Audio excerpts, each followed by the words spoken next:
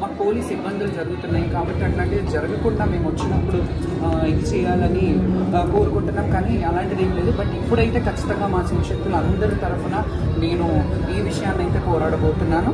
And త్వరలో మేమందరం ఏకత్రితమై అందరం సంప్రదిస్తున్నాం, అందరం మంత్రాలు జరుగుతున్నాయి మా శివశక్తులవి. చాలామంది మొన్న కేసులు పెడుతుంటే కూడా పోలీస్ స్టేషన్లలో కేసులు తీసుకోవట్లేదంట. ఇది చాలా దుర్భరమైన పరిస్థితిలో మనం ఉంటున్నాము. సో లా అండ్ ఆర్డర్ని చేతిలో తీసుకొని ఇలా చేస్తున్నారు. మా శివశక్తులకు చాలామందికి దెబ్బలు తగిలాయి, చిత్రహింసలుగా అంటే ఘోరాతి ఘోరంగా కొట్టారు కూడా.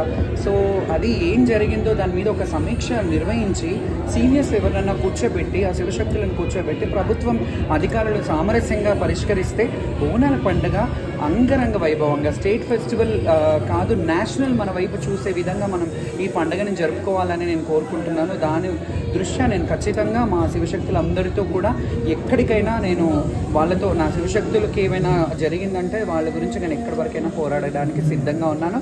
అది నా ప్రాణాన్ని అడ్డు పెట్టైనా సరే మా శివశక్తుల తరఫున మాత్రం నేను పోరాడబోతున్నాను. ఇష్యూస్ ఉంటాయి, అన్నదమ్ములకి ఇష్యూస్ ఉంటాయి, గొడవలు ఉంటాయి, అవన్నీ మర్చిపోండి. ఒక్కసారి బోనాల పండుగ ఆడపడుచులను పిలిపించుకొని సెలబ్రేట్ చేయండి.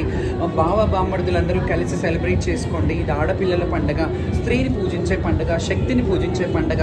సో మీరు ఆడపిల్లలు మీ ఇంటి ఆడపడుచు మీ ఇంటి గుమ్మం కడిగించుకోండి. వాళ్ళని పిలిపించి మీ తోచిన కాడికి ఒక రైక ముక్కనైనా పెట్టి వాళ్ళకి ఏదో మీకు తోచిన కట్నం గాజులు వేయించి పంపించండి. వాళ్ళతో గుమ్మం కడిగించుకొని పంపించండి. మీకు మంచి జరుగుతుందని అందరి యావత్ తెలంగాణ ప్రజలకి భక్తులందరికీ నేను ఒకటే విన్నపిస్తున్నాను. ఆడపడుచుని పిలిపించుకొని వాళ్ళకి మీకు తోచినంతలో నూలు పోగే ఎందుకు కాదు ఆ చీర సారా పెట్టి వాళ్ళ ఆశీర్వాదం తీసుకొని గుమ్మం కడిగించి వాళ్ళని పంపించండి. సంతోషంగా వాళ్ళకు పూట మంచి భోజనం పెట్టి పంపించండి. జై మాతాజీ.